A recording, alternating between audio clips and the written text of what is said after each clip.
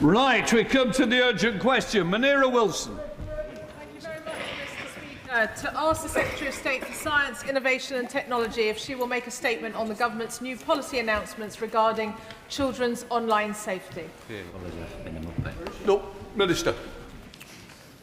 Thank you, Mr. Speaker. The Prime Minister has announced that this government will take decisive action to strengthen children's online safety, including new expectations on technology companies to introduce crucial safety measures on children's phones. The government is clear that children are facing unacceptable levels of sexual harm online, including grooming, sextortion and coercion into sharing intimate images. A single image can trap a child in a cycle of abuse, something I've personally heard of from young people, from families, from civil society, and I hold them in my mind and heart as we take action to stop this harm at source. To address this, we have set out expectations that technology companies introduce device-level protections for children. These protections will prevent children from taking, sharing or viewing nude imagery across all core device functionalities. This includes camera, messaging apps, search functions and file sharing, and these protections are built directly into the operating system. We recognise that companies have already developed and implemented nudity detection on devices. We want to work collaboratively with industry to build solutions, to call on companies to take action within 3 months. We have been clear that if industry does not meet our high expectations, we will not hesitate to legislate. Furthermore, the government's Growing Up in the Online World consultation closed on the 26th of May. The government is currently reviewing the responses and will provide an update in the coming weeks. Munira Wilson.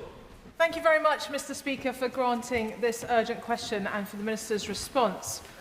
Today and over the weekend, we see a Prime Minister who spent months completely disengaged from the digital threats facing our young people, suddenly experiencing an 11th hour Damascene conversion.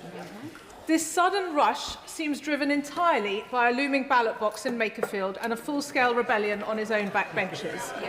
Now, we Liberal Democrats won't criticise someone for reaching the correct position, even if it's taken them some time. But unfortunately, this government's actual approach remains profoundly weak, Mr. Speaker. It's shameful that the Prime Minister has to beg big tech to stop the proliferation of child sexual abuse imagery. He could and he should make these changes anyway. So I make this appeal to the Minister and to the Prime Minister too, if he is watching. Just do it. Just bring forward the legislation. Why is he still asking big tech to cooperate with him when they've constantly shown total disregard for our children and young people? Now, Mr. Speaker, I want to also turn to the broader proposals which have been briefed to the newspapers over the weekend regarding a ban on harmful social media for teenagers. Liberal Democrats welcome these reports and urge ministers once again to move quickly and decisively. Only through a smart film-style age rating system can we protect children from harmful online content and algorithms. I'm delighted that it seems that in pursuit of a legacy, the Prime Minister is borrowing more Liberal Democrat ideas wholesale, tiered age-rated access, ending infinite scrolling and tackling online gaming, not just social media, despite ordering his MPs and his peers to vote repeatedly against many of these proposals during the passage of the Children's Wellbeing and Schools Bill. But today, Mr. Speaker, it's not about who voted which way. I want to ask the Minister, and through him the Prime Minister, to remember the children who have lost their lives due to the harms they have encountered online, those whose mental and physical health and education has been harmed by what they've been exposed to online.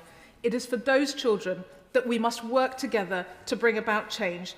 The Prime Minister must stop begging tech companies to protect our children and start acting himself now.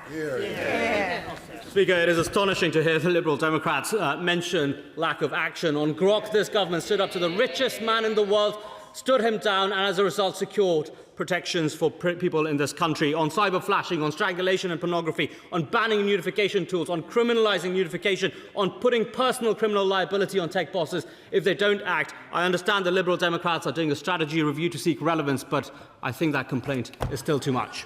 Mr. Mabbers. Mr. Speaker, I welcome this announcement, but isn't it shocking